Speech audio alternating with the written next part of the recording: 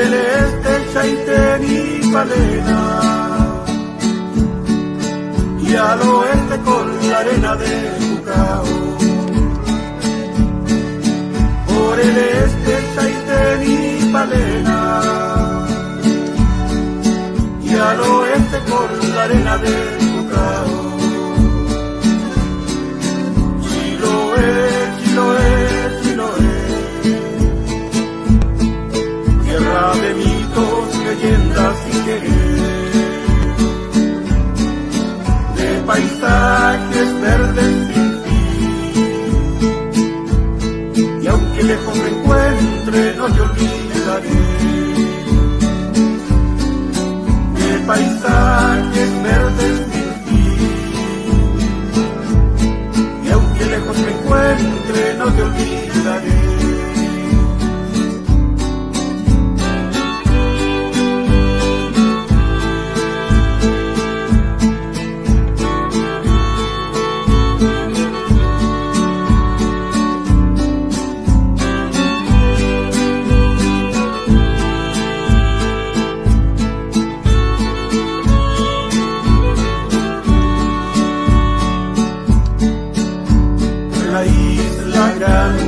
Llama,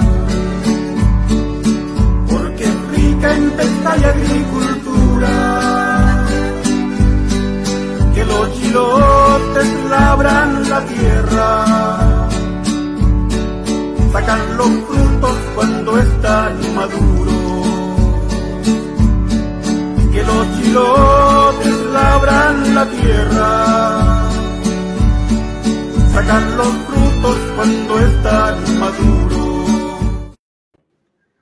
Muy buenas tardes, bienvenidos a hoy día 18 de mayo, al cuarto ciclo de charla de la página Historia de Quellón. Y hoy día retomamos este segundo ciclo, ya que lo tomamos en receso por el tema de las elecciones que hubieron. Y hoy día tenemos una gran invitada, tenemos a Jimena Urbina Carrasco, quien es doctora en Historia y profesora titular del Instituto de Historia de la Pontificia Universidad Católica de Valparaíso. Jimena enseñó e investigó Historia de América en los siglos XVI, XVII y XVIII. En específico, estudió sobre historia cultural, interacción europea e indígena en las fronteras del sur del Reino de Chile, la frontera de arriba, que es un texto como obligatorio para quienes se adentran en la historia de Chiloé. Ha recibido premios de mejor titulada en carrera 1996 de la Pontificia Universidad Católica de Valparaíso, el primer premio Miguel Cruchaga Tocornal el año 2003 de la Academia Chilena de Historia y el premio Historia Colonial Silvio Zavala del 2009, entre otros muchos premios y reconocimientos. Referente a la temática de hoy día, podemos encontrar, entre otros escritos, el que se titula El Chono Cristóbal Talcapillán y su información sobre colonias inglesas de la Patagonia insular, 1674. También tenemos interacciones entre españoles de Chiloé y chonos en los siglos XVII y XVIII, Pedro y Francisco Delco, Ignacio y Cristóbal Talcapillán y Martín Olleta. Dejamos los enlaces ahí para quienes deseen revisar estos escritos, así como también dejamos el enlace de Academia Edu, de la Pontificia Universidad Católica que tiene María Jimena Urbina, para quienes deseen revisar una gran cantidad de artículos, libros, investigaciones que ha realizado María Jimena Urbina Carrasco. Así que damos la cordial bienvenida y agradecimiento por participar de este ciclo. Hace tiempo veníamos insistiendo, pero por falta de tiempo no había podido hacer la oportunidad, pero hoy ya tenemos la oportunidad de contar con la presencia de María Jimena Urbina, así que primero que todo agradecer la presencia y la participación del día de hoy. Gracias a ti, Francisco, por este enorme trabajo que nos has regalado a todos, mostrando que quizás con poco se puede hacer mucho. Y bueno, quería pedirte que pusieras la primera imagen, por favor. También comentar al público que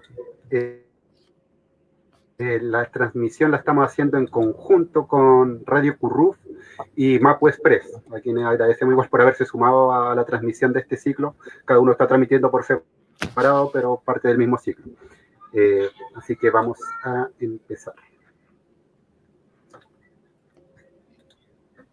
¿Ahí se ve? Sí, pero la pantalla, eso. Ya. Bueno, gracias. Y gracias a no solamente a Francisco, sino a todos los que están aquí y por lo tanto hacen posible que esto ocurra. Yo quiero comentarles un trabajo que si pasas a la próxima imagen, Francisco, es un trabajo, es una investigación que se concretó finalmente en un artículo, el que ustedes ven allí el título, que se publicó el año pasado en la revista Chungara y que tuve el placer de tener la colaboración de Omar Reyes y la Carolina Belmar, los investigadores también de un proyecto Fondesit en el que yo participé. El mapa de la derecha es un mapa hecho por Omar Reyes. Así que a ellos mis agradecimientos, como también a mi amigo el antropólogo Miguel Chapanov, con el que pude compartir ideas al respecto y enriqueció esta investigación. Me parece que me parece que todavía hay un poco más que decir respecto a los grupos que genéricamente se han llamado canoeros, y con ello quiero hablar principalmente de los chonos, aunque van a aparecer mencionados otros grupos como guayhuenes y caucahués. Cuestión de etnónimos que no me quiero referir porque para no alargar este asunto, pero también bastante quedaría allí por hacer. Mi pregunta fue, ¿qué pasó con la vida o las circunstancias o la adaptación probable o no adaptación de aquellos grupos que sabemos que fueron trasladados del archipiélago de los Chonos a Chiloé durante el periodo colonial? ¿Cómo poder rastrearlos, con lo poco que se puede rastrear, su presencia? Ya no solo desde el punto de vista de las descripciones que han dejado los jesuitas, que dejaron la mayor parte de la información con la que podemos contar, sino entresacando otro tipo de información donde poder mirar con lupa a ver qué podríamos mostrar, qué retrato podemos hacer del comportamiento, la actividad o la vida de estos grupos chonos trasladados a Chiloé en el periodo colonial.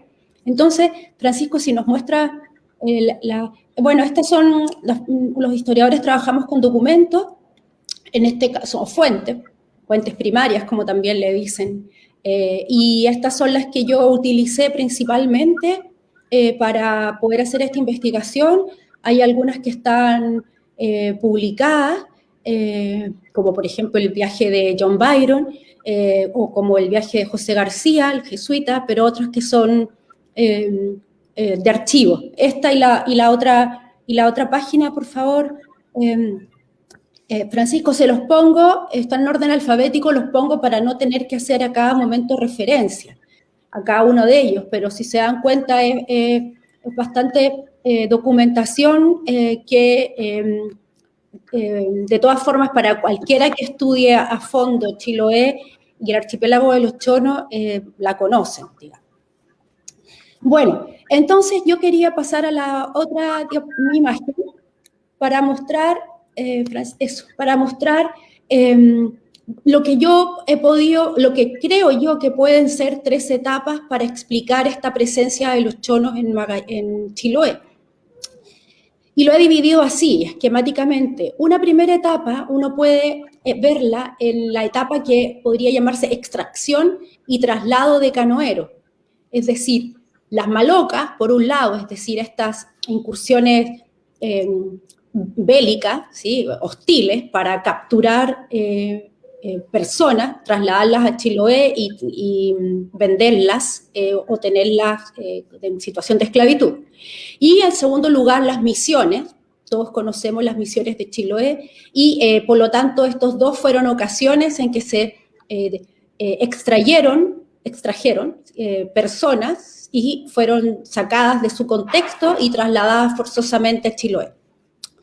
Una segunda etapa, creo yo, que es la de los canoeros como facilitadores forzados de navegaciones por los archipiélagos del sur, es decir, que se les utilizó su práctica y su saber para facilitar las navegaciones desde Chiloé al sur en los siglos XVII y XVIII. Y una tercera etapa que podríamos ver retratada mucho más en el siglo XVIII es la de los chonos o canoeros como productores y comerciantes en los archipiélagos del sur de Chile, en los archipiélagos del sur, es decir, no solamente en Chiloé, sino en lo que podríamos llamar genéricamente el archipiélago de los chonos. Voy a revisar estas tres etapas, no exhaustivamente, pero sí algunas ideas concretas para luego pasar a conclusiones, ¿vale?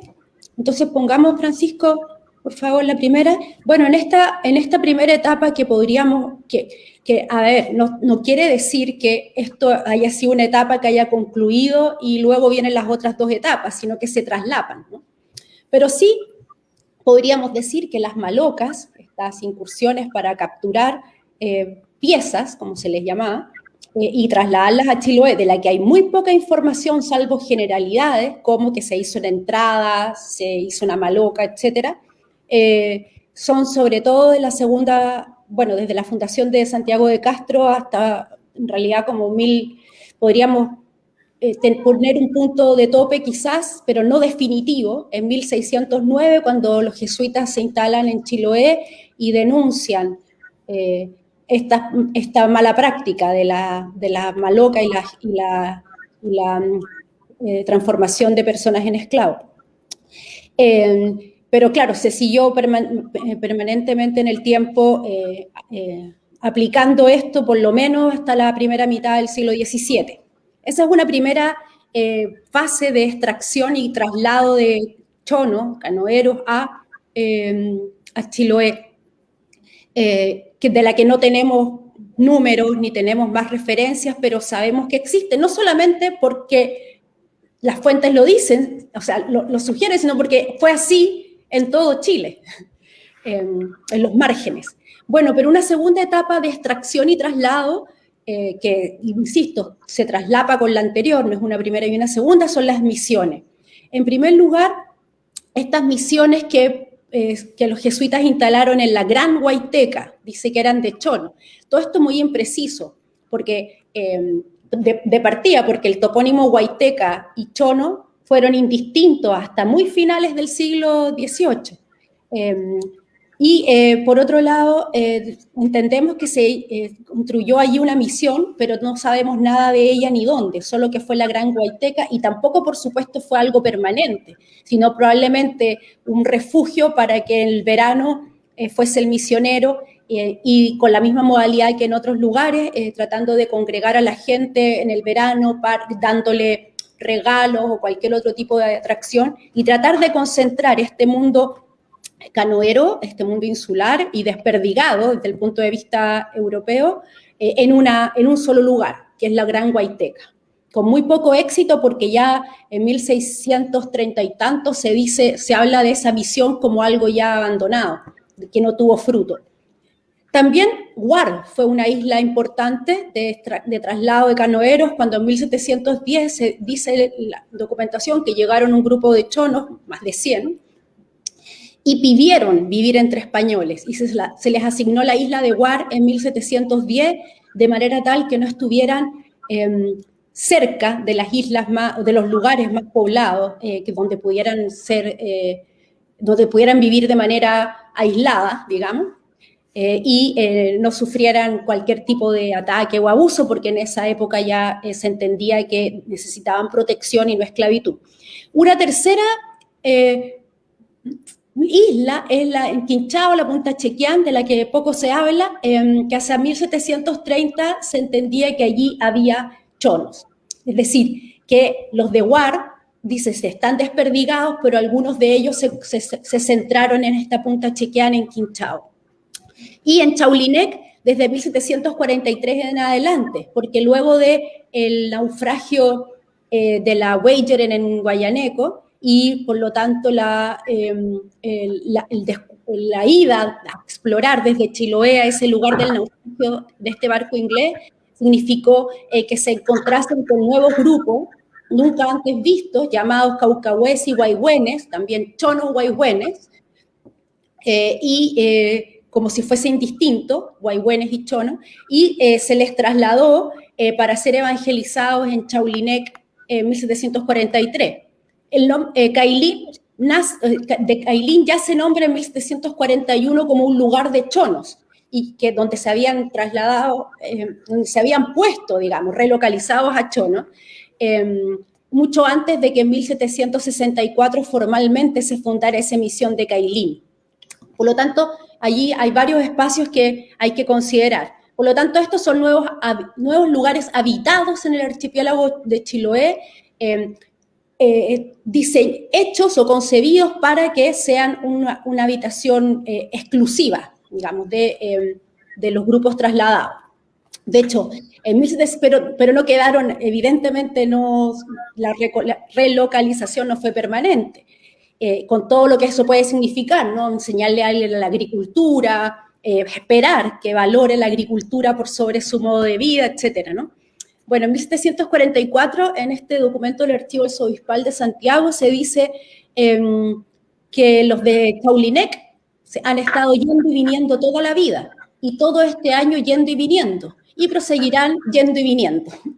Relata, por lo tanto, esta movilidad que por mucho que estén, en teoría, ubicados en determinados lugares lejanos a españoles, es decir, La Guaiteca, Huarche, Quián, Chaulinec y Cailín, siempre van y vuelven a su mundo, digamos, ¿no? Por lo tanto, esta extracción y traslado, aparte de en situación de esclavitud como las malocas, no significó un cambio absolutamente radical. Obviamente es radical ya el solo hecho de ser trasladado, pero en el fondo pudieron seguir visitando sus islas. Pasemos a la próxima, por favor. En segundo lugar, insisto, no, se traslapa con lo anterior, pero son distintas facetas, los canoeros como facilitadores forzados de navegaciones por los archipiélagos del sur de Chiloé. Cuando digo forzados, digo que, aunque pareciera en la documentación que los acompañaron, fueron guías, etcétera, evidentemente en eso hay una diferencia cultural grande, que no permite pensar que un chono y un español capitán de un piloto de la embarcación estén al mismo nivel. Entonces, se puede pensar como algo forzado, pero facilitaron estas navegaciones, en la que los españoles tenían necesariamente que estar a ciegas. O sea, no era un mundo no solamente complicado, por decirlo menos, sino que también la antítesis de lo que están acostumbrados, que es un mundo insular, muchísimo más insular, si la palabra lo permite, que Chiloé. Bueno, estas funciones, podríamos decir, que uno puede encontrar en la documentación son su actuar como lenguas, no tanto como, o que sí también, como las que la persona que se puede contactar, digámoslo así, in situ o en terreno, cuando se va avanzando hacia el sur y que puede dar alguna información en terreno. Estos lenguas son aquellos que, los más importantes son aquellos que, trasladados a Chiloé y viviendo un poco entre españoles, podían darse a entender con aquello que querían decir. Es decir, se les trasladaba. Me llevo unas lenguas para que digan allá lo que pasa por acá, dice de hecho un documento. Insisto, mientras vivieron entre españoles, pudieron o se les pudo extraer la información que se quería tener. Uno de ellos es Atapa en 1639, otro Cristóbal Talcapillán en 1674 y otro Martín Olleta, que fue el chono identificado como quien encontró a los ingleses de la Wager perdido en 1741 y 42 y los condujo hacia Chiloé a los sobrevivientes. Otra cosa son los prácticos. todos van con práctico, evidentemente, aunque no los nombren, pero ya en el siglo XVIII se empiezan a nombrar algunos. Por ejemplo, Domingo Buenupal, que era el guía, por antonomasia, el guía para ir al lugar donde había naufragado, donde había estado el otro barco compañero de la Wager en la expedición de 1741, que fue el Ana Pink, o sea, el Pingue Ana, y por lo tanto se llama hoy Bahía Ana Pink, y por eso muestro esto. Esta es una carta que dice Chircas 1760, un mapa no dice el autor, pero muestra, está orientado de oeste a este y dice, aquí está Chiloé, digamos, yo lo estoy mostrando con mi cursor, más perdida. Bueno, se muestra Chiloé, en realidad no muestra Chiloé, muestra claramente la península de Taitao, de una forma, por supuesto, como en parte imaginada, el Golfo de Pena y el comienzo de lo que podríamos llamar Canal Fallo y un parte del Canal Messier. Pongo esto para explicar la importancia de los prácticos, no solamente para navegar hacia la zona de la península, de la bahía Ana Pink, en Taitao, sino también hacia el lugar del naufragio de la Wager y más allá. No se va sin práctico, aunque no todos lo nombren. Domingo Buenupal fue muy importante y sus dos hijos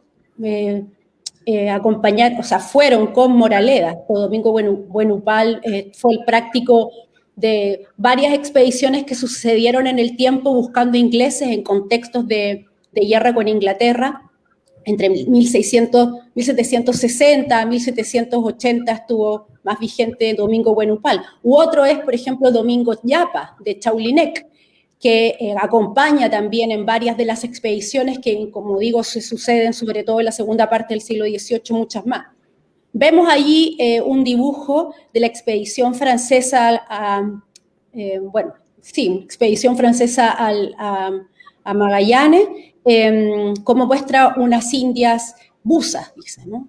Las mujeres, como se sabe bien, eran las mariscadoras y pescadoras, y ahí se ve claramente cómo tienen el fuego dentro de la canoa y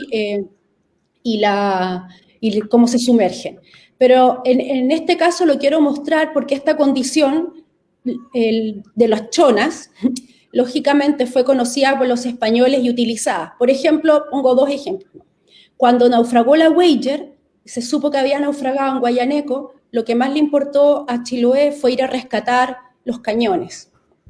¿Sí? Los cañones de bronce, los 28 cañones de bronce hierro que tenía la embarcación. Y para eso se llevaron indias chonas, para que pudieran bucear y enlazarlo, no tenemos la descripción de cómo, pero las quisieron reflotar. Estos cañones fueron ellas, con esas condiciones climáticas que para nosotros nos sorprenden. O también, por ejemplo, cuando en 1674, ¿sí?, naufragó llegando a Chacao una fragata proveniente del Perú y se perdió completa ahí en la orilla, digámoslo así, se mandó a traer buzas, chonas, para que practicasen, para que ayudaran, para que sacaran los materiales más sensibles, por lo menos, como el instrumental, digamos. Cuando se habla de estas buzas que van a buscar hierro, no solamente en el naufragio, sino que otros, siempre se dice que van con sus maridos, no se llevan solas, van con sus maridos, dice. Y otra posibilidad de estos canoeros como facilitadores, digo que puede ser, y si puedes poner por favor la otra imagen, el ser facilitadores para buscar a otros indígenas, porque claro, sabemos que los jesuitas van, buscan y quieren trasladar, pero en realidad se valen de recientemente contactados para poder hacer esta apertura y la entrada a ese mundo. Por ejemplo, en el caso del jesuita José García, en su expedición de 1767, en el diario dice: el año antecedente, por noticias que les dieron los caucahués, que enviamos de nuestra misión, habla de Cailín, supieron que este año iba el padre misionero a sus tierras a buscarlo. Y así estos caucahués que estaban en Cailín, recientemente trasladados, pero ya, no sé si adoctrinados, pero enseñados o instruidos por los jesuitas, fueron mandados hacia el sur antes para que pudiesen reunir la gente y cuando llegara el verano y llegase el jesuita, ya estuvieran concentrados, por lo menos hubiera más cantidad de ellos. Para eso les mandaron chaquiras, los taijatafes, dice, no le daban, los calés no le daban a los taijatafes parte de las chaquiras que el año pasado habían recibido de la misión de Cailín. Es decir, claro, aquí se ve no solamente que hay una avanzada, sino que también cómo estos elementos foráneos como las chaquiras provocan conflicto. Bueno, y vamos a la última etapa. Por fin, la otra imagen. Ya, aquí. Una última etapa, o insisto, no son etapas, podríamos decir maneras de mirarlo, pero sobre todo esta es del siglo XVIII, los canoeros como productores y comerciantes en los archipiélagos al sur de Chiloé. Digo, por ejemplo, por la explotación de naufragios, no solamente en el 18 y con la Voyager, sino antes, cuando se encontraban entre ellos elementos de metal, que es lo que sobrevive, que tenían en las manos porque habían explotado naufragios anteriores de los que nunca se supo en Chiloé, digamos. Por ahí se dice también un documento que tenían entre ellos, algún visitante o algún navegante vio clavazón vizcaína, decía. Bueno, esta explotación de naufragio no tiene que ver solamente con el envío mandatados por el gobernador de Chiloé, de chonos, para ir a buscar estos cañones que habían quedado muy cerca de la costa, digamos, sino que también ellos, dice la documentación, como chonos en general, y caucahués, aparece el nombre, iban a buscar permanentemente con sus mujeres buzas, iban a buscar metal para venderlos en Chiloé. O sea, se entendió claramente que los españoles valoraban el hierro. Bueno, todos sabemos lo importante que es valorar el hierro en una cultura de la madera, ¿no? Por lo tanto, esta acción de ir a buscarlo, de poder navegar por esos lugares donde no podría navegar goleta alguna, y buscarlo y rastrearlo con sus mujeres buzas para llevar un pedacito de hierro a la feria, ya era bastante. Es decir, claramente su medio fue transformado y un naufragio y un trozo de metal tuvo un valor incalculable probablemente. Pero también tablas se explotaban en estos naufragios. Por ejemplo, aquí por eso puse el mapa más de la derecha, no aparece ahí, pero bueno, sí, el puerto del Refugio, como a fines del 18 un barco que conducía miles de tablas de Alerce al Perú, a Callao, naufragó, y fueron los chonos, se dicen, los que de Chiloé, los que fueron y sacaron todo ese material para que no se perdiera. Eso lo relata Moraleda. Y pasemos a la próxima, entonces, y como últimos 3 puntos, pero muy importante, es el cómo interviene su medio ocupando los pescados y mariscos de siempre, pero salándolos para poder ser vendidos. O hacer charqui o tasajo, dice la documentación, con el ganado lanar. De esto hay varios datos, no es uno solo. O el ocupar, y esto es interesante también, la grasa de lobo, ya no el lobo como un alimento, sino que la grasa de lobo como un producto vendible, intercambiable. Por ejemplo, aquí vemos que en los cuadernos de las cajas reales de Chiloé, que están en Lima, son 2 cuadernos, maravilloso, dice que en marzo de 1787 se avisa que ha arribado a San Carlos de Chiloé, comillas, una piragua de indios chonos, de los que anualmente ocurren a vender porción de aceite de lobos, cierra comillas. La unidad de medida que consta en las cajas reales, en este documento, es de vejiga o panza, que se paga 7 reales. Las 4 panzas que se compraron a los indios guayhuenes, dice, en febrero de 1790, se estima suficiente para las luces del fuerte por un año. Y eso está en cajas reales porque es cajas reales la que paga estos 40 panzas por 7 reales cada una, que no es poco. Por lo tanto, claro, aquí hay un mercado, un producto al que acceden pocos los chilotes, digamos los españoles de Chiloé o los de Liche, y para ellos es un mundo conocido y explotable. Aquí no alcanzo ni a leer, pero dice el gobernador de Chiloé, escribió en 1877, escribió en 1877, dice ahí, en 1773 escribió el gobernador de Chiloé que los indios guayhuenes y chonos tratan continuamente este archipiélago, es decir, de los chonos, como ambulantes y dispersos a la pesca de lobos y mariscos. Mueven sus chozas y se alimentan de pesquería. Su genio voltario les induce continuamente a la vida andante. Y solo vienen a esta isla grande el tiempo de la fiesta de Santiago, donde cambian su marisco por géneros que necesitan precisamente para cubrirse y se aprovechan de algunas papas y cebadas. No dejan de tener en aquellas islas algunos carneros y cabras.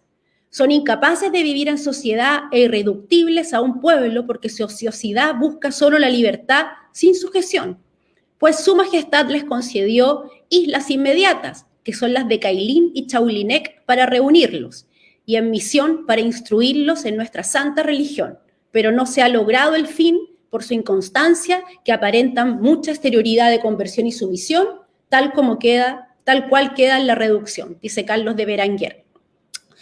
Lo que quiero mostrar aquí, más que la opinión de Berenguer en 1773, es cómo retrata esto de que por mucho que se les haya concedido el rey las islas Cailín y Chaulinec para ellos solo, para gozar de la misión y de la instrucción jesuita y española, se van, pero no se van permanentemente, van a estas actividades, a la salazón de pescado y mariscos para luego vender, hacer charqui, o sea, mantener ganado e ir a explotarlo de vez en cuando corresponda, y lo mismo la caza de lobo cuando hay mercado que la quiere comprar y que probablemente sea en la estación de verano, marzo 1787 dice acá.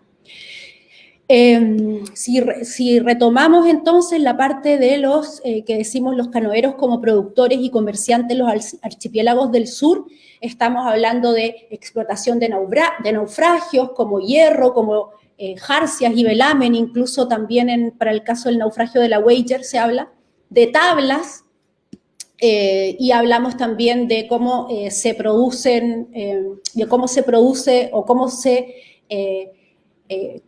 trata de otra manera lo que su medio ofrece, que son pescados, marisco y grasa de lobo, y al contrario también cómo se puede poner otro tipo de ganado, lo que implica también otro tipo de islas probablemente que son distintas a las que siempre habían reconocido, navegado, formaba parte de su mundo.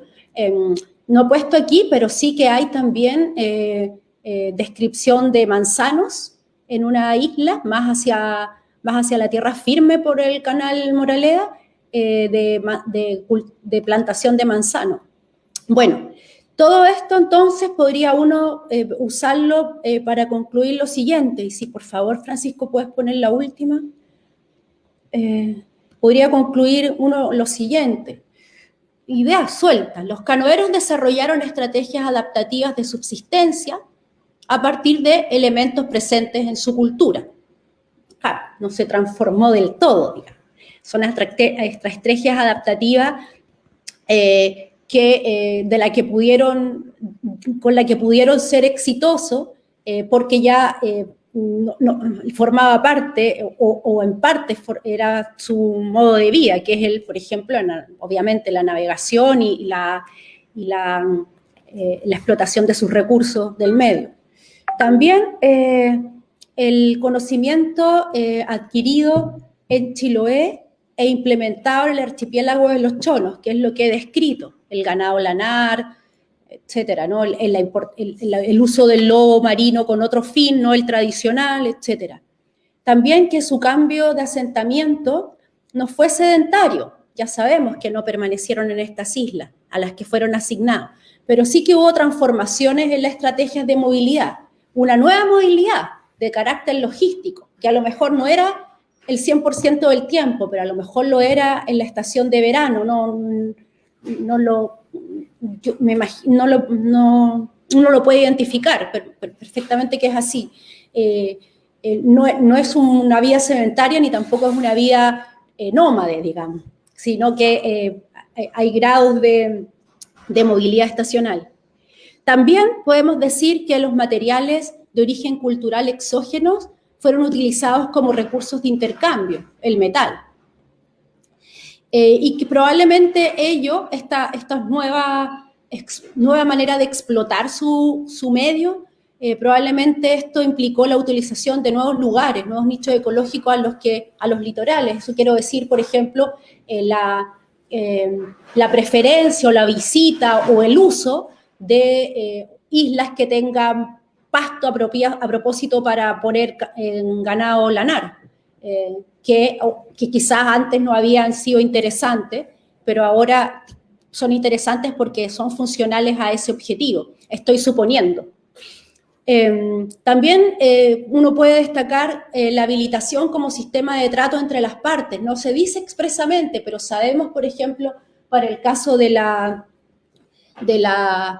Wager, más que ella, de cómo los particulares en Chiloé quisieron hacerse de parte de ese metal, no los cañones, pero los pedacitos que hubiese, un yunque, creo que era una pieza de las más valoradas, pero otras más pequeñas, habilitaron, es decir, se entregó a chonos ya previamente trasladados, embarcaciones, ¿sí? Mejor dotadas que sus propias dalcas y, bueno, no en todos los casos fue así, y alimentación, sacos de papas con el que pudieran habilitarlos para luego adquirir o comprar, no dice cómo ni cuánto, ese metal. También podríamos hablar de que todo esto nos muestra una diversificación de su economía de subsistencia hacia modalidades complementarias, no como la explotación de recursos ya no para su consumo directo, sino también para el comercio con los españoles, y que significa transformar esa economía de subsistencia, porque por eso el otro punto implicó la adecuación al uso de técnicas y tecnologías de preparación y conservación de alimentos, y no solo para el consumo directo, como es habitual y las fuentes lo describen, sino para técnicas de conservación como el salado y el ahumado. También se puede concluir que la valoración que España, que Chiloé o Occidente dio al conocimiento canoero, transformó ese conocimiento en un producto intercambiable. Por ejemplo, su práctica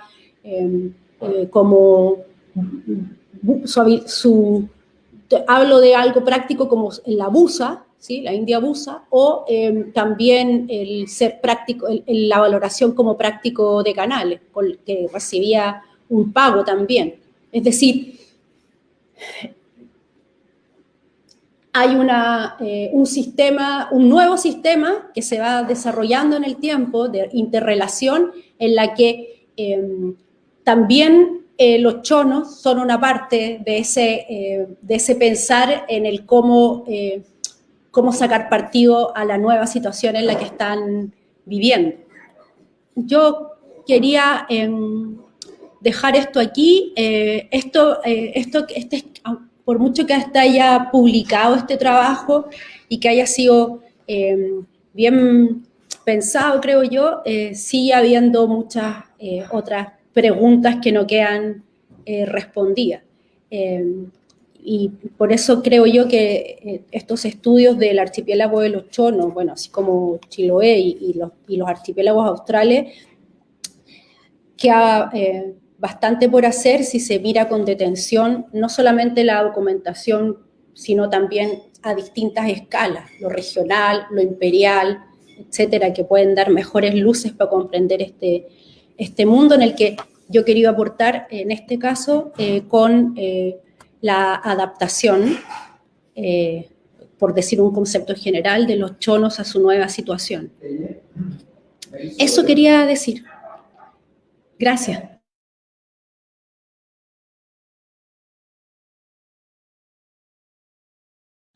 Muchas gracias, Jimena. Quería dejar los primeros comentarios. Recordar al público también que puede dejar preguntas, comentarios para que se la podamos ir traspasando a María Jimena Urbina. Tenemos primeros saludos de José Miguel Nahuelquino Yarzo, saludos desde Punta Arenas.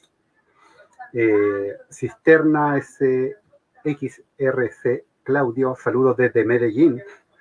Y tenemos una primera pregunta de Armin Kraus Toledo. Dice, ¿cuáles eran las relaciones entre los chonos y los cahuéscar?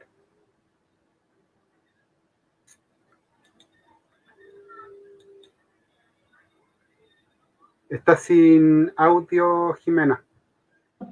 Que gracias, Armin, por la pregunta, que es difícil. A ver, no sé cuál es, difícil saber cuál se puede definir de una sola manera las relaciones, pero sí que son dos lenguas incomprensibles entre sí. Dos grupos donde quizás hay un intermedio, que uno lo puede reconocer cuando lee sobre todo este expediente del Archivo Arzobispal de Santiago. Hay un intermedio que son los huayhuenes, también llamados chonos huayhuenes, que podrían ser un grupo intermedio. Sin embargo, con los cahuéscar el idioma es incomprensible y eso ya lo mostraron los mismos primeros contactos. Eso por un lado. Por otro lado, no aparece como un grupo hostil entre sí en la documentación del 16, 17 y 18, no lo aparece. De todas formas son grupos que se mezclan cuando son trasladados a Chiloé, ¿sí? Primero los chonos, luego huayhuenes y luego caucahués, quizás como en esa secuencia, pero siempre se refieren... Es un puzzle, porque al final uno no sé, lo que en un documento se le llama caucahué, en el otro se le llama huayhuene, y se están refiriendo a lo mismo. Entonces es muy difícil, por lo menos para mí, poder darme cuenta. Bueno, dejando eso claro, no tendría yo por qué pensar en relaciones hostiles, no hay ninguna documentación al respecto, pero sí uno puede suponer que en el siglo XVI, cuando la irrupción española modificó radicalmente la relación, o sea, comenzó una relación de los chonos con otro mundo, al norte, que es el español, es posible que hayan capturado y trasladado para ser intercambiado a sus hermanos del sur, dice la documentación. No es una respuesta completa la que te estoy dando, pero es lo que puedo dar con responsabilidad, digamos. Gracias.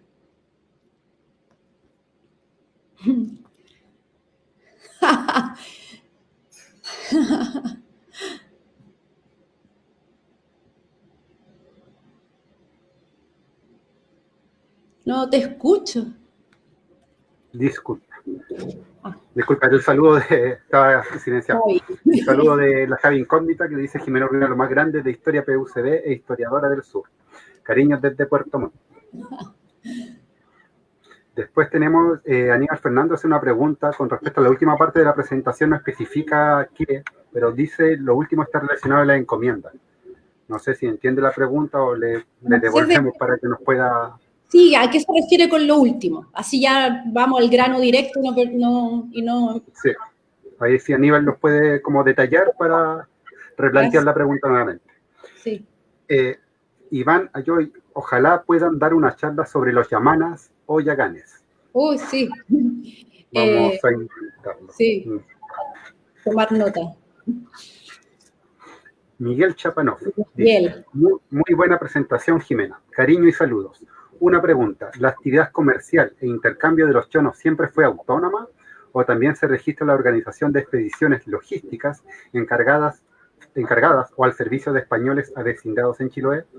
Me refiero a una estructura más patronal o subalterna del comercio e intercambio.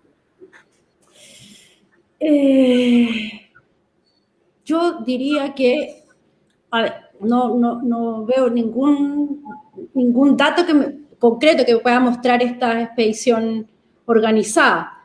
Pero sí uno podría pensar en el concepto de habilitación que ya mencioné y que de hecho se prolonga hasta el siglo XIX y XX. En ese sentido, de la relación que pueda haber, que no solamente tiene que ver con un acto voluntario del querer ofrecer, sino que también con un contrato, como podría ser, uno podría interpretar el hecho de que sea mandatado para ir a cambio de algo, habilitado. Por otro lado, claro, tampoco todo esto es un acto voluntario, o sea, es una adaptación a un nuevo escenario ofrecido, que significa una alteración radical. Pero yo entiendo lo que me preguntas, Miguel, pero yo creo que habría que, no podría decir que es como tú dices, que si hay un sistema organizado, sino quizás una cierta autonomía, que en el fondo no puede ser tan autónoma, por las razones ya dichas. Pero no, por lo menos en el 18, 17, 18 no. Y ya en el 19 también es más difícil pensarlo. Y él.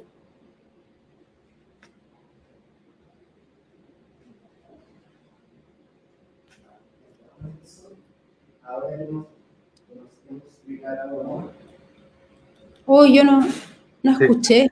Ahora sí. Según tus registros, ¿qué tan al sur llegaron en Magallanes? Pregunta Freddy Nahuelquín Saldivia. Uy, Freddy, ¿quiénes? ¿Los chonos? Sí. Yo creo que los chonos. A ver, en el periodo 16, 17, 18, que es el que yo he ofrecido, cuando se habla de grupos, cuando pasa el estrecho de Magallanes, que es la única manera en que hay contacto con islas antes de Chiloé, que es la salida o la entrada por el estrecho, se diferencian los grupos. O sea, claramente se están refiriendo a un grupo que es parecido, pero que no es lo mismo, a los chonos. Por un lado, pero eso no quiere decir que no puedan haber individuos chonos que hayan navegado hacia el sur. Sí me parece que normalmente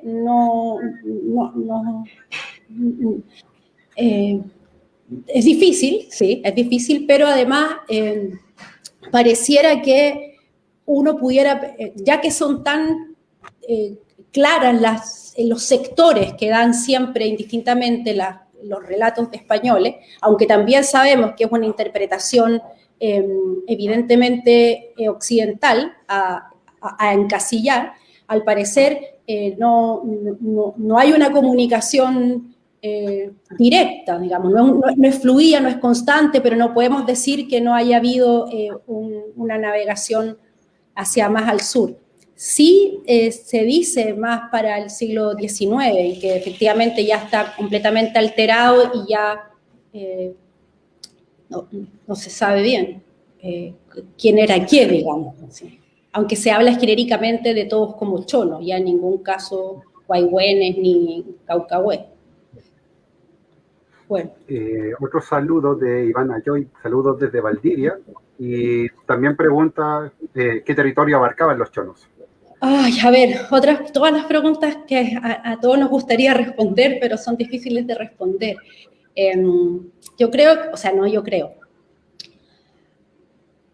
Bueno, eso ya es una gran discusión, para empezar ya yéndonos a lo grande. De hecho, este es el sentido del proyecto Fondesit en el que yo participo, en el que yo aporto la menor cantidad de información, pero son los arqueólogos los que llevan este registro. Es decir, cómo pudo haber sucedido o cómo se puede explicar esto que sabemos siempre, que hubo una irrupción norte-sur que introdujo la agricultura y la ganadería en los pueblos de Chiloé y que por lo tanto se entiende que los chonos se arrinconaron más hacia el sur. Gran pregunta, que es difícil poder responder así nomás, y para eso mis compañeros entendidos en la arqueología saben. Bueno, lo que quiero decir es que es probable que esos grupos canoeros, chonos, se hayan prolongado Chiloé hacia el norte, es decir, hasta todo el mar interior de Chiloé. Uno puede suponer eso. Y hacia el sur es claro cómo desde los primeros relatos de españoles en adelante siempre se hizo una diferencia entre los habitantes del archipiélago de los chonos. De hecho, tiene nombre. O sea, del Golfo de Penas hacia el sur son como un mundo que es como las islas que hay a la salida del estrecho o los archipiélagos que hay al entrar al estrecho, pero no tienen una identificación étnica. Los chonos sí. Yo me atrevería a decir que la península de Taitao y actúa como un área de encuentro con otros grupos, ¿no? De hecho, por eso pasó en Guayaneco con la Weyer, que llegó gente distinta, digamos, de distintas culturas. Aunque compartan la misma del hecho de ser canoero, cazador, recolector marítimo. Pero podría uno pensar que el área del Golfo de Penas es el área de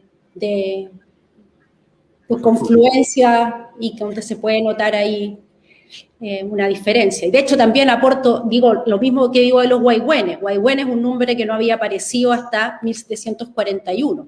Y Huayhuén quería denominar otro mundo, que era un mundo que es el que estaba en el área del Golfo de Penas, pero no solo en el Golfo de Penas, era como un área intermedia, difícil también, porque nosotros hablamos de Huayhuén como sinónimo de chono, y los españoles también lo dijeron en 1741, pero con ellos te irían a decir que era algo distinto, que no era lo mismo, aunque era lo mismo.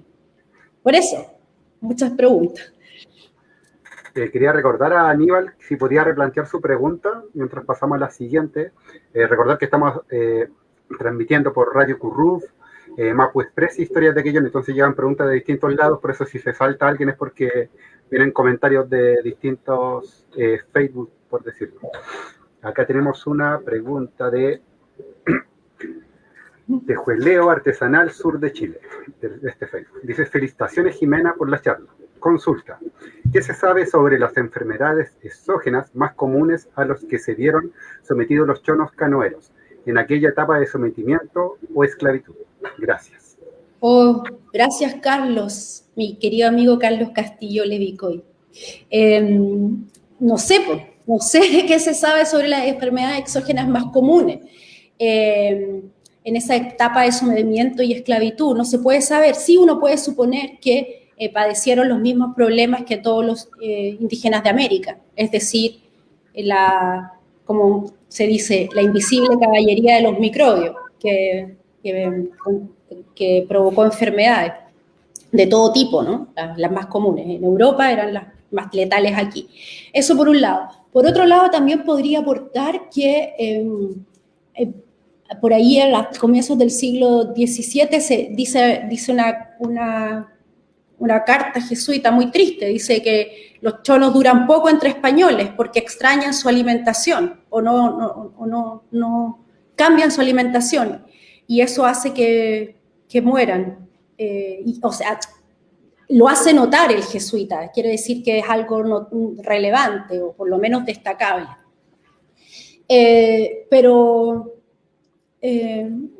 por ejemplo, para la gran epidemia de viruela, si a fines del 18 no se dice nada de este pueblo, porque en el fondo, ya para fines del 18, y quizás aprovecho de decirle para todos los que les interese, ya no existen los chonos en la documentación. Por supuesto, eso no quiere decir que hayan desaparecido, pero no existen, no se les menciona. O sea, si ustedes lean, por ejemplo, a Francisco de Clemente Miró en 1792 y a Moraleda el año siguiente, no hay chono. Es raro que se encuentren con alguien. De hecho, se encuentran con alguien cuando está haciendo tasajo o haciendo grasa para vender. Como que lógicamente han cambiado sus formas de vida y eso te puedo decir, pero qué tipos de enfermedades realmente no me lo he planteado. Me imagino que se podría estudiar eso a partir de los individuos que están recogidos y conservados, me parece que en la Escuela de Antropología de la Chile, bueno, viendo la data por cada uno. Tenemos saludos de Pamela Alejandra Guantén Millán desde Guaitecas. Cristóbal Noval dice, ¿cómo se puede caracterizar la integración o apropiación de las remanentes culturales canoeras al Estado chileno durante el siglo XIX? Gracias, profe. Ay, gracias, Cristóbal. A ver, ¿cómo se puede caracterizar la integración o apropiación de las remanentes canoeras al Estado chileno? Uy, qué difícil pregunta. Qué triste la palabra remanente, pero entiendo lo que quieres decir. Yo creo que quizás no sabemos, no sabemos porque no interesa saber. Es decir, la vida cazadora-recolectora marítima es inferior a la vida sedentaria y agricultora y ganadera. Es inferior mentalmente. Lo es así para todo Occidente. Y eso aprendimos nosotros. Aprendimos, insisto, o sea, es así para todo Occidente y por lo tanto la relación que se tiene con pueblos que no son estables, que no cultivan la vid y el trigo, ya el origen de la civilización cristiana occidental o judeo-cristiana en realidad, son de segunda categoría, por decirlo mínimo. Por lo tanto, cualquier grupos, individuos, etcétera, que hayan conservado en parte, que hayan conservado su cultura, como de hecho los tienen que haber sido, es probable que sean los habitantes de las costas de Aysén, como lo son los habitantes de las costas de Magallanes, digo, al sur del Golfo de Pena. Es decir, individuos o grupos que no se han conservado o no han conservado una identidad zona como tal. Esa construcción, además, me parece que es un poco forzada en la actualidad, sino que se integraron como parte o se sintieron como parte de un modo de vida cazador-recolector, con otras embarcaciones, con otras lógicas, etcétera, pero sigue siendo una misma vida a borde marina, y eso se puede rastrear porque se ve claramente cuáles son las poblaciones exógenas que llegan, pero las que permanecen no se nombran, y por lo tanto, pero existen. No sé, bueno, gracias Cristóbal, pero... Sí. Daniel Torres dice... Pregunta, ¿habrán registros de interacción chono-tehuelche? Creo que Francisco Mena plantea la teoría de interacción en el valle de Río Cisnes en Aysén.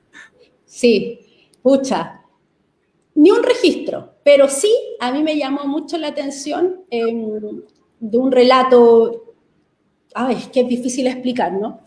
Un chono dijo a los españoles de Chiloé en 1674 muchas cosas, y podríamos decir muchas de ellas son verdad y mentira, por hacer una categoría tonta, pero para decirle rápidamente que había cosas que podían ser ajustadas a la realidad y otra que podía ser catalogada en ese momento y con justa razón como una invención. Entre las cosas que dijo es cómo los de la tierra firme comercian con otros que están en el interior y que tienen una cultura distinta, que tienen otros elementos, no dice claramente que sean tehuelches ni nada, pero en el fondo está diferenciando desde el archipiélago de los chonos una cultura interior que es diferente.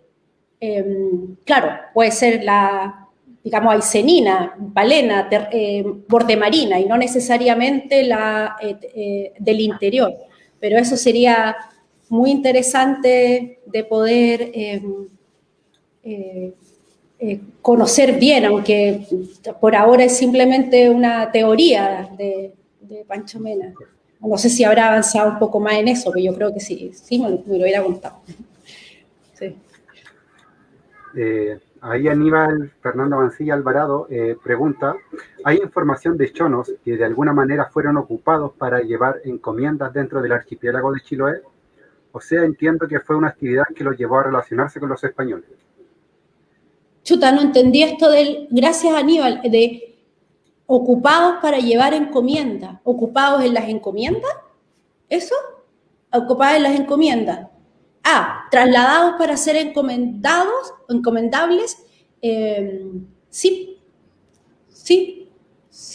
son encomiendas de chono. De hecho, se dio la encomienda de chono a alguien todo, así como se daban en ese momento, como de la conquista, como todo el valle de, no sé, Calchaquí.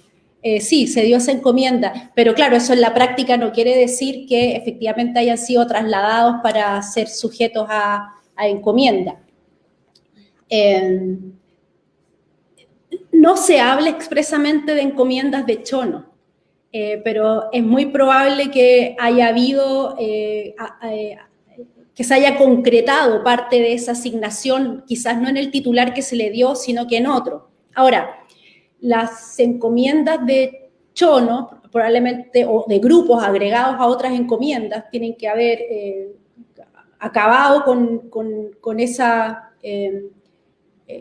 haber fundido esas culturas distintas, ¿no? La beliche y la chona rápidamente. Además, la proporción claramente tiene que haber sido diferente. Sin embargo, en el siglo, ya desde 1610 en adelante, con los jesuitas y con poco fruto en realidad que daban las incursiones que podríamos conocer como racia o maloca, poco fruto por pocos individuos traídos. Y además por la importancia que tenía la orden dentro de la isla y la diferencia cultural clara en que había entre un beliche y un chono, digamos, era notorio, evidentemente, dejaron de ser encomendables. En realidad, esto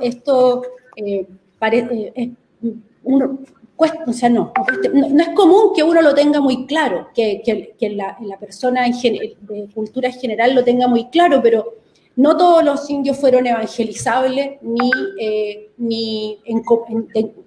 fruto de encomienda. De hecho, precisamente porque era muy difícil poder convertir y muy difícil poder que se sirva de encomienda, que sirvan de encomienda, simplemente se les dejó de lado a los chonos, por lo menos desde 1630 en adelante, no totalmente, porque siempre hubo alguna expedición en busca de ingleses o lo que sea, pero ya no como objeto de misión ni como objeto de traslado.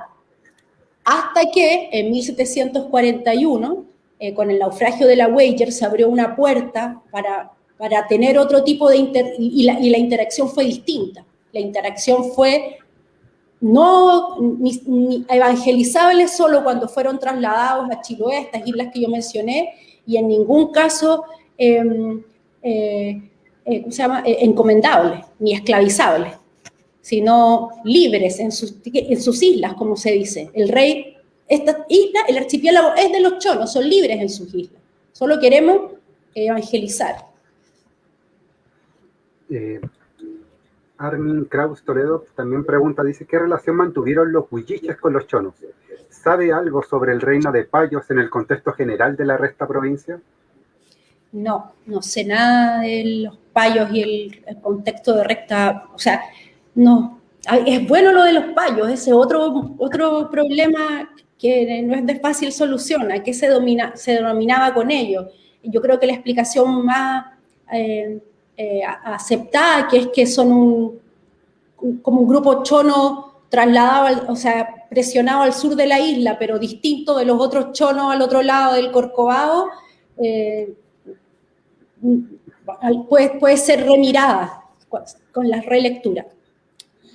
no sé de cómo podríamos ponerle protagonismo en la recta provincia, no sé diferenciarlo bien, y mantuvieron Huilliche con Chono la relación en general.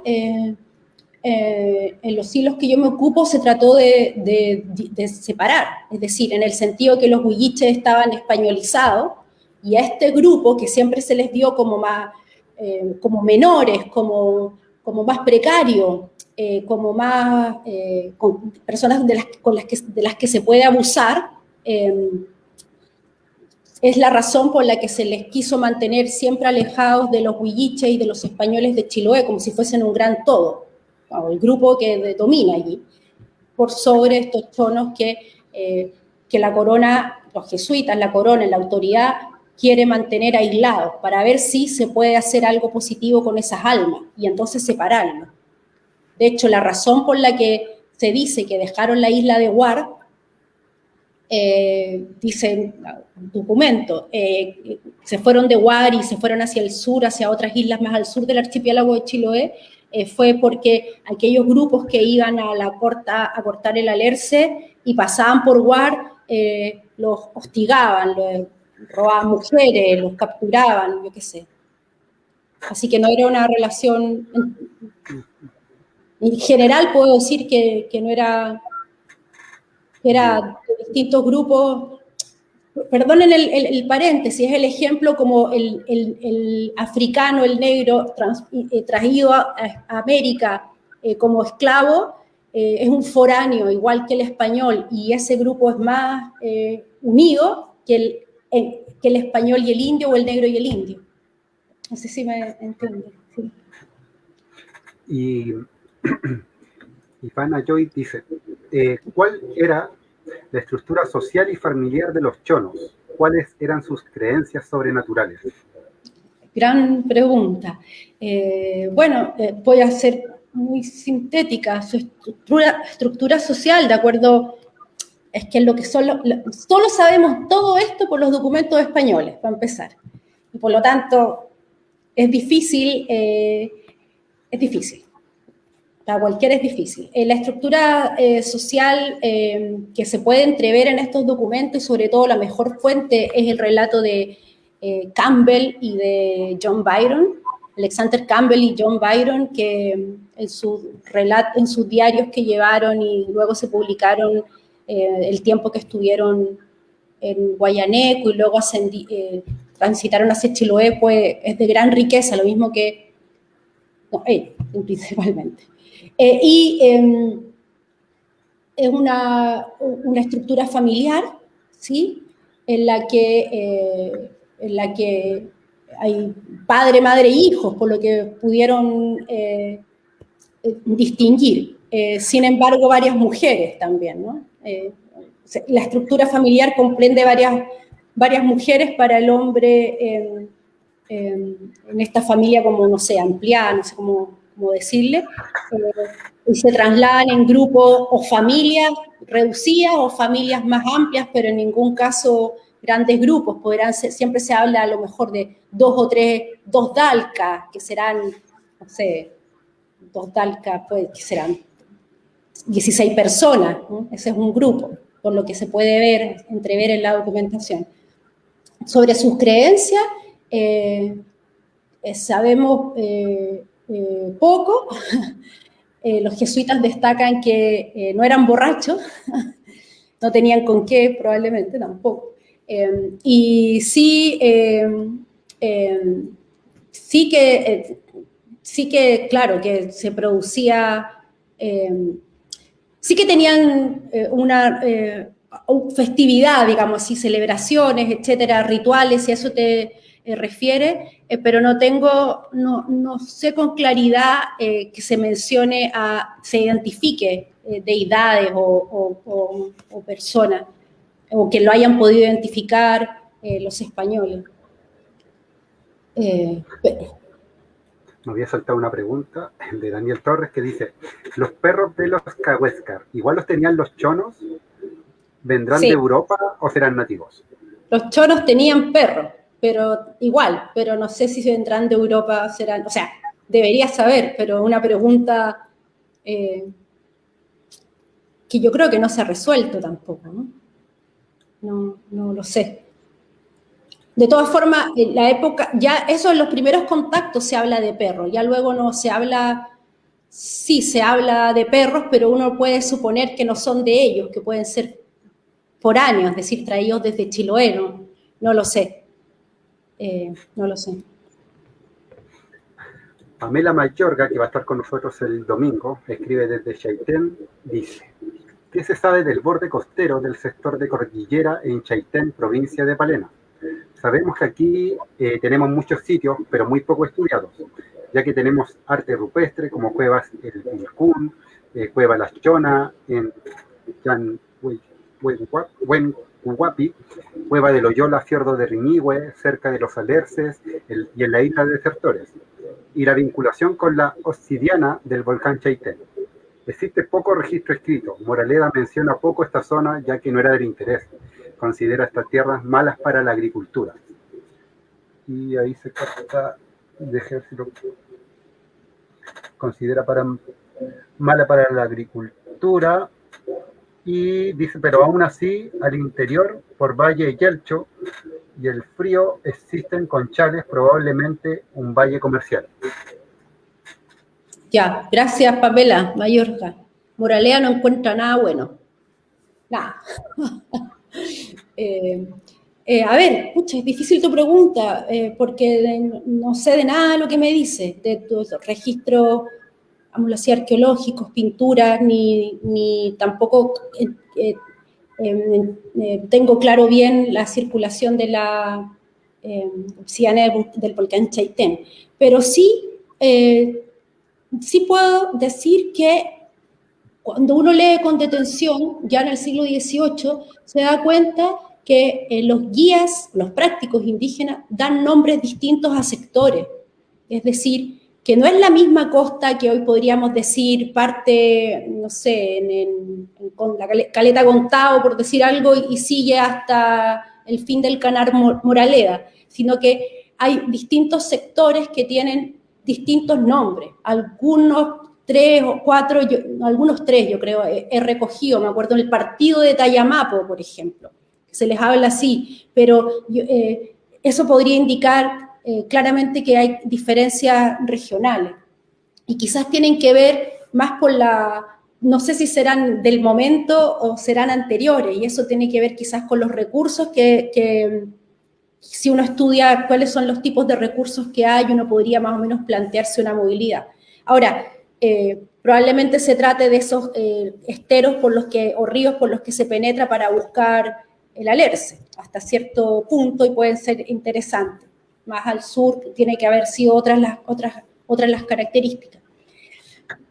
Te estoy diciendo lo que efectivamente sé, no datos sueltos que a lo mejor no van a responder la pregunta, pero lo que sí también aprovecho de decir, que queda muy claro en la documentación, es que son dos áreas distintas y los prácticos no son los mismos para uno y para otro. Es decir, el área, digámoslo así, costa continental, ¿sí? Chaitén, etcétera, Palena, todo. Y por otro lado, la costa occidental del archipiélago de los Chonos, la que mira el Pacífico. Son lugares que, en el fondo, no todos los chonos son expertos en todo el archipiélago de los chonos, sino que se pueden reconocer sectores. Pero salvo estas cosas sueltas que te digo, yo no conozco herramientas suficientes como para poder tener una interpretación a lo que tú me dices. Igual podríamos verlo juntas. Pamela va a estar con nosotros el día domingo hablando sobre Chaitén en profundidad igual. Gracias. Daniel Torres dice, muy buena la presentación, muchas gracias por tu investigación, saludos desde Puerto Tranquilo. Oh, yo no conozco Tranquilo, así que te voy a ir a ver Daniel Torres. Ramón Contreras dice, ¿qué se sabe de los indígenas guaycuenes y ochonos traídos a Islas Chaulinet y Cailín? Saludos, gracias. Bueno. ¿Qué se sabe de qué pasó con ellos? ¿O qué se sabe en general? ¿Ah? Probablemente yo creo que eso, sí. Sí. No se nombran. No se nombran en el 19, no se nombran. Se nombran, la lógica ya es distinta, son todos indígenas o son todos chilenos, en realidad chilote, pero no hay una mención expresa a estos grupos por el nombre y lo que pasó después. Probablemente visiblemente para las autoridades que dejan constancia de lo que pasa ya no eran irreconocibles, de manera visible para ellos, lo que no quiere decir que no lo hayan sido en la realidad. Hablo del 19, el 18, 17 ya me refería a ellos. Sí que eran identificables, de hecho tenían su propia isla, digamos.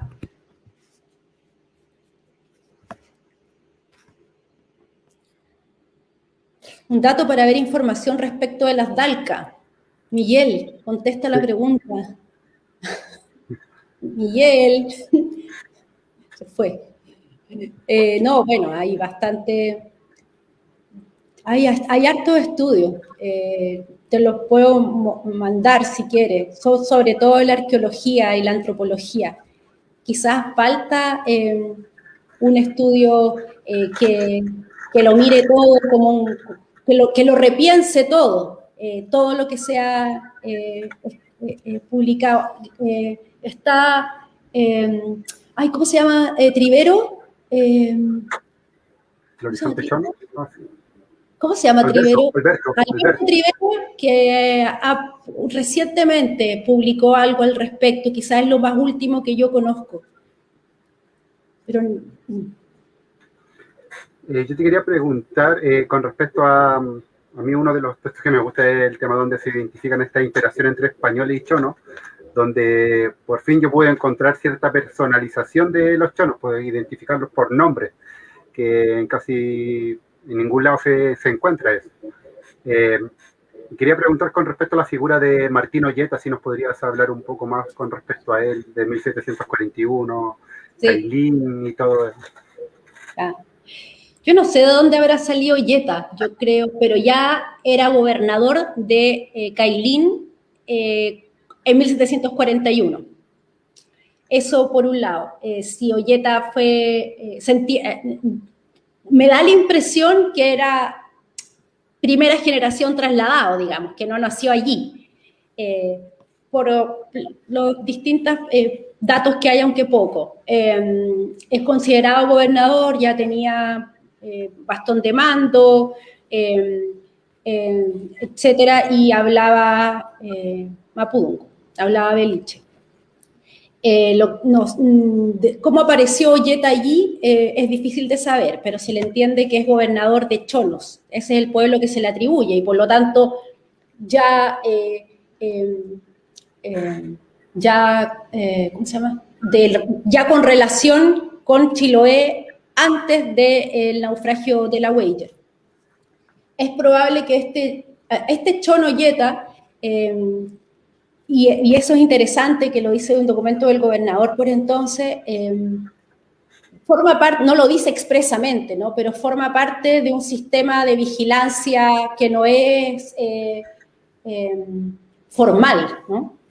No es que sea un sistema, pero podríamos decir así, que hay ciertos contactos para que cuando se hagan sus viajes puedan mirar si hay rastros de ingleses, que era el gran problema o el gran temor que se tenía al sur de todas las tierras al sur de Chiloé. Entonces era cooptado como un informante, eso sabemos.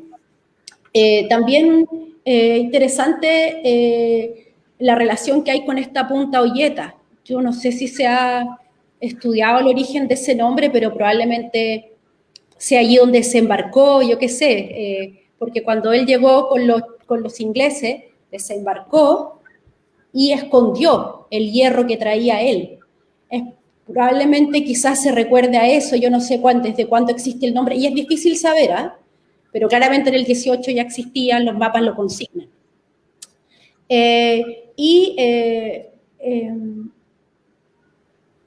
No sé si esos son los datos que yo puedo decir, y bueno, sobre todo, de alguna manera uno podría decir es el héroe el héroe de Inglaterra, en el sentido que salvó a Byron, que después hizo incursiones que la Royal Navy, la Armada Británica, valoró muchísimo. Si no hubiera sido por él, ahí no se salva a nadie, a pesar del maltrato que relatan estos 4 sobrevivientes, bueno, no los 4 sobrevivientes, que relata Campbell y Byron de cómo fue su travesía para poder llegar a Chiloé. No sé si eso más o menos... ¿Sí? Yo tenía otra pregunta con respecto a Cailín, en el sentido de que, por lo que yo he sabido, documentos de Rodolfo Urbina, de tu padre, habla de la encomienda en Chiloé, en un texto, en un libro importante con respecto a eso, y habla de las encomiendas, las primeras encomiendas, nombrando la encomienda en Cailín, Laitec, otros sectores. Entonces, en Cailín hay documentos o datos que identifiquen que realmente habían huilliches ahí, o estaban habitadas estas islas, o solamente se entregaron así como por territorio nomás esa encomienda. No sé, fíjate, lo voy a mirar en el libro. No sé, porque hasta donde yo entiendo, Cailín estaba vacía, digamos, por eso fue llenada de estos chonos, otorgada, digamos. Probablemente, yo no conozco Cailín, probablemente porque ofrezca condiciones ambientales más a propósito, yo qué sé. Pero, ¿qué pasó antes de que estuviese esta isla vacía? Si efectivamente estaba poblada de huilliches, no me parecería raro, por lo mismo que acabo de decir. Es decir, que presenta unas condiciones favorables para un modo de vida como el que se esperaba de los chonos, que fuera agricultor, o incipiente, aunque sea. Pero no sé, y voy a mirarlo bien, ¿cómo podríamos reconstituir de Cailín antes de ser lugar de chonos, digamos? No sé. Y actualmente, Jimena, ¿tú te encuentras trabajando en alguna investigación? Sabemos que salen periódicamente publicaciones, pero ¿hay una investigación en curso? ¿Estás trabajando en algo? O sea, hay varias chicas. Acabo de enviar bueno, no chicas, todos tienen que ver con lo mismo. Acabo de enviar un artículo sobre la expedición de Clemente y Miró, que es como poco conocida porque como que Moraleda ocupara todo el escenario. Y en fin, siempre estoy en alguna de estos temas, pero mi proyecto grande, que es el Fondesit que termino este año, este es mi último año, hasta marzo del 2022, es sobre la ciudad de los Césares. Que claro, me aleja del territorio, pero lo amplía hacia todo Chile y ultracordillera, es decir, es una nueva mirada del territorio a partir de las acciones concretas e imaginarias que hubo en el territorio no ocupado por españoles a propósito de la creencia en la ciudad de los Césares. Estaba bonito el tema. ¿Va a salir durante este año? No, ya hay 2 cosas publicadas y probablemente una tercera que va a ser aceptada. Hay un artículo sobre Nicolás Mascardi en la revista Magallania y otro que no está publicado pero está aceptado, que se trata de la cartografía que recoge la ciudad de los Césares, cómo la ciudad existió en la cartografía. Y un tercero, bueno, de todo esto me gustaría tener una vía paralela que me permita no solamente escribir artículos, sino que libros. Pero los artículos es lo que se nos pide. Sí. Y yo quería hacerte una pregunta igual con respecto a lo que preguntaba Ramón Contreras, que decía con respecto a los indígenas guaycuenas, qué se sabe de ellos, pero yo quería preguntarte qué se sabe de ellos después de Cailín. Después vienen los franciscanos, no tuvieron muy buena continuidad, por decirlo, pero ¿qué pasa? ¿Se sabe después qué pasa con los chonos después de eso, del periodo que se van los jesuitas, 1767? 1780, que están los franciscanos, si no me equivoco. Pero ¿qué sucede después de estos últimos 40 años de la colonia española acá en Chiloé? Bueno, primero hay un paréntesis entre jesuita y franciscanos, porque los primeros franciscanos que llegaron, los del Colegio de Chillán, no se ocuparon de esta misión austral, digámoslo así. Así que hubo que esperar hasta 1783, creo, ya no me acuerdo muy bien, con la primera expedición de Benito Marín y Julián Real. Y el objetivo fue el mismo, ir a buscar. Sin embargo, es que ya ni siquiera se iba a buscar en el archipiélago de los Chonos. Ya el objetivo era cruzar Ofqui y internarse por Messier, Moraleda o canal que fuese para ir a buscar allí la que ellos llaman preciosas margaritas para traer. Lo que quiero decir es que no se alimentaron estas misiones con más chonos o más huayhuenes o más caucahués, sino con personas a las que se les daba otro nombre. Es probable, por lo tanto, que en todo este tiempo jesuita y franciscano, la misión no haya aumentado de los grupos que ya he mencionado, chones, huayhuenes y caucahués, sino que haya decrecido. Es decir, que no hayan podido hacer más traslados, porque en realidad los viajes eran largos para traer 12 personas. No se traían más. Entonces, es probable que, no haya aumentado. Aumentaron con algunas personas de otros grupos, nominados de otros grupos, y los que quedaron es probable que hayan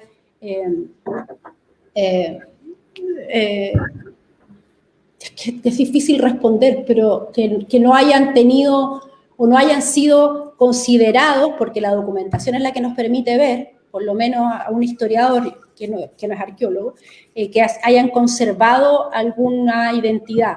Ahora, yo se lo preguntaría al Tomás Catepillán. A él le preguntaría, digamos, de donde yo termino y él sigue. ¿Qué registros hay respecto de esos grupos? Si se constituyó, si se reconocieron como algo distinto, si no se tocó Cailín, no sé. Sí. Todo esto te lo digo porque me niego a aceptar el concepto desaparecimiento, desaparición.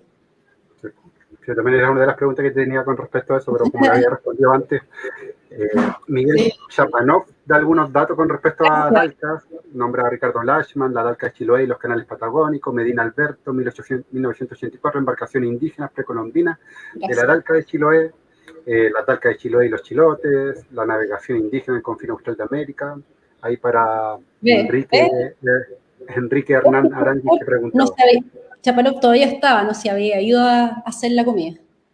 Todavía estaba presente. Sí. Con respecto a la ciudad de los Césares, miren, bien dice la ciudad de los Césares, gran tema. Gran tema. Y con respecto al mismo, Pamela Mayorga dice, sí, lo que más se habla de acá en las expediciones es sobre la ciudad de los Césares. Además, porque el Palena tuvo su momento de atención desde 1763 hasta José García. Ya lo echó por tierra luego Moraleda, pero claro, Palena, ¿sabes por qué? Si no es así al lote, Palena, sino porque se entendía que la ciudad de los Césares estaba en tierra firme, es decir, al interior del continente, en la Patagonia allende los Andes. Y por lo tanto, para poder llegar a ella, se tenía que acceder por un río.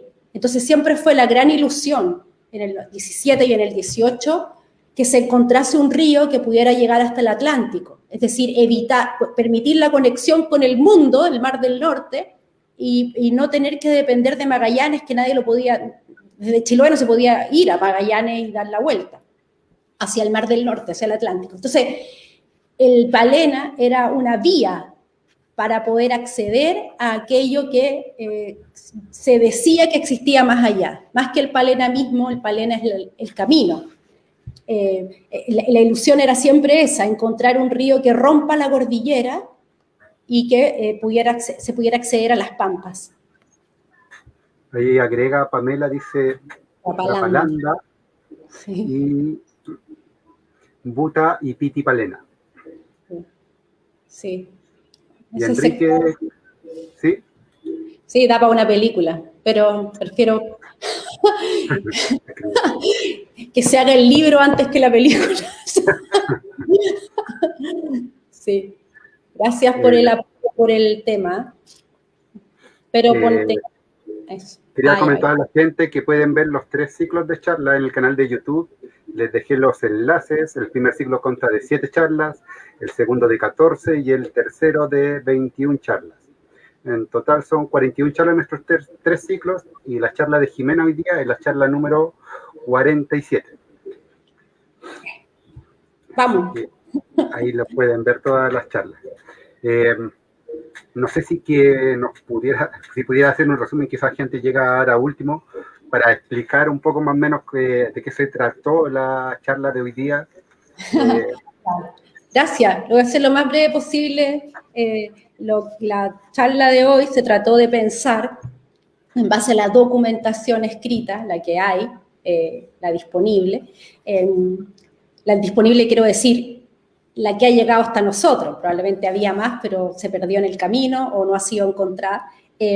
Tratar de comprender qué pasó o cómo fue la vida o el comportamiento o los cambios que hubo en este poblado archipiélago de los Chonos, que pasó a ser un mundo en el que sus habitantes fueron trasladados a Chiloé, al menos parte de ellos, y el otro se ha dicho desaparecido del mapa. A través de la documentación se puede ver que hubo distintas actitudes españolas hacia ellos y que modificaron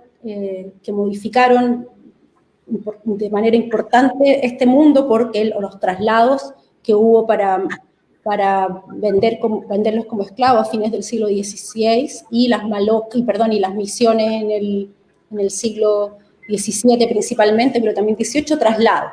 Pero también implicó la utilización por parte de España de los chonos como facilitadores de las navegaciones hacia el sur, como lenguas, guías, buzos, etc. Los conocedores de esa geografía.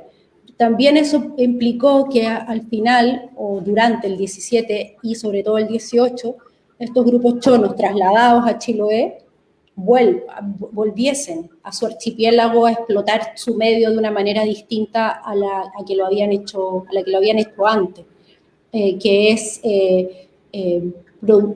mirando sus recursos como producto, como transformables en productos para comerciar con Chiloé, como la grasa de lobo para la iluminación o el tasajo, ¿no? Para la venta de carne. Más o menos eso, como este retrato que quise hacer sobre los habitantes del archipiélago de los Chonos en los siglos XVI, XVII y XVIII. Quería aquí un comentario igual con respecto a Ciudad de los Césares, de Macarena Fernández. Hola, sí, dice, y ancestor de sangre. Por en Magallanes también se habla de la Ciudad de los Césares. Sí, sí. No, por eso es un tema que a mí me parece interesante, porque es una escala de territorio que vincula zonas que parecieran que no estuvieran vinculadas y permite hablar de imaginarios de territorio antes de que existan. Así que gracias por la buena onda. Daniel Torres recomienda leer los libros de Jimena, Fuentes para la historia de la Patagonia Occidental en el periodo occidental, unas joyas que espero tengan una nueva edición. Hoy no, sí, igual el del siglo XVIII hay un montón todavía, pero de todas formas si alguien quiere, me escribe y yo se los mando en PDF. Así que... Bueno, no está disponible en el enlace de LinkedIn. No sé si está en Academia Edu. Efectivamente se puede descargar, y te lo digo porque algunos me han escrito y me han dicho, me lo manda, y yo digo, si me lo están pidiendo es porque quizás en Academia no pudieron descargarlo, pero sí. Ahora, una versión sin mapa o con los mapas mucho más menos pesados para que se pueda mandar, y la idea es que se lean para que nazcan nuevas investigaciones. Ahí están las fuentes, son documentos. Te quería hacer como la última pregunta, sin abusar de tu tiempo, pero con respecto a eso es como algo recurrente de los invitados e invitadas que hemos tenido de la dificultad de quienes se adentran en la investigación de estos territorios, en Chiloé para el sur, de encontrar las fuentes, de la dispersión de las fuentes. ¿Qué consejos se puede dar a futuros investigadores o actuales investigadores e investigadoras para...? Pero es que sí, depende del periodo, po. Depende del periodo. Si es para el periodo colonial, en el sentido de que son fuentes españolas, son acotadas, reconocibles, que están en esas fuentes, la mayoría de ellas, o quizás casi todas ellas, no lo digo con soberbia, lo digo porque son pocas, lamentablemente. Pero por otro lado, ya en el siglo XIX y XX son otra documentación, pues de hecho hay ¿cómo se llama? Memorias del Ministerio de Marina, y hay gobernación, hay alcaldía, que yo mismo produce documentación, entonces ya es distinto, de ahí en adelante es muy distinto. Si se refiere a fuentes para historia, evidentemente hay otro tipo de fuentes, no sé, de otras disciplinas, de otras ciencias. Para lo nuestro, que es lo escrito, es lo que hay, lamentablemente lo conocemos ya, ¿no? Ojalá aparezca alguna joyita. Gracias, Pamela. Pamela agradece, dice buena presentación. Y aquí ya llegó un solicitante que quiero el libro en PDF. Pero ¿cómo lo hago? Me tienes que mandar un correo. Si lo escribo acá, ¿va a salir? En comentarios, sí. ¿Así sale? Lo que si escriben sin comentarios, debería salir. Tú me dices. Ah, dice private. Sí, me lo mandó por privado. Ahí lo voy a mandar yo. Ya, vale. Al tiro lo voy a dejar como...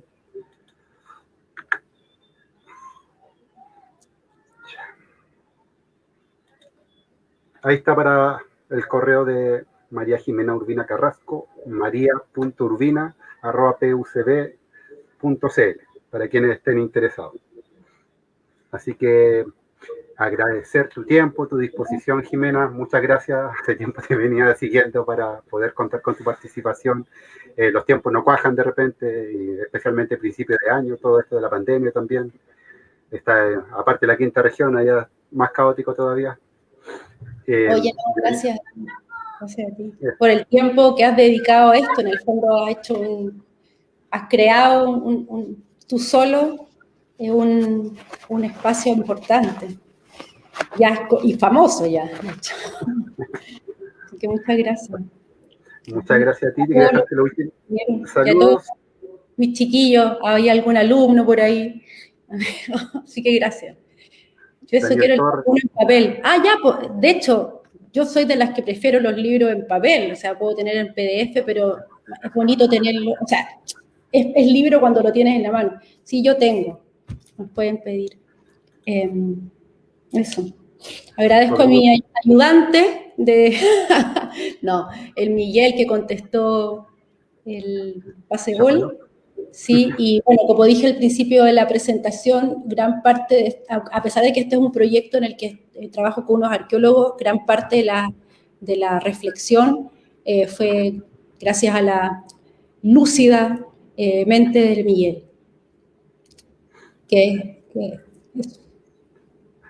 Daniel Torres, saludos, buenas noches. Rodrigo Alticura, muy buena presentación. Boris Quiroz, se agradece por montones. Gracias, buena. La idea de las charlas siempre es acercar estas investigaciones al público interesado, no necesariamente tiene que ser del mundo de la academia, pero la idea es como ir acercando estos conocimientos. Así que muchas gracias, Jimena. La charla va a quedar disponible desde mañana en el canal de YouTube Historia de Quellón, así que los invitamos a suscribirse, están todas las charlas ahí. Y mañana nos vemos, vamos a estar hablando sobre el conchal de Concha Blanca en Quinchao y el proceso de recuperación que está llevando a cabo la comunidad local y la recuperación de unas osamentas perdidas que fue en la década de los 90. Así que nos vemos mañana y muchas gracias, Jimena. Y gracias al público igual por participar. Gracias a todos. Buenas noches.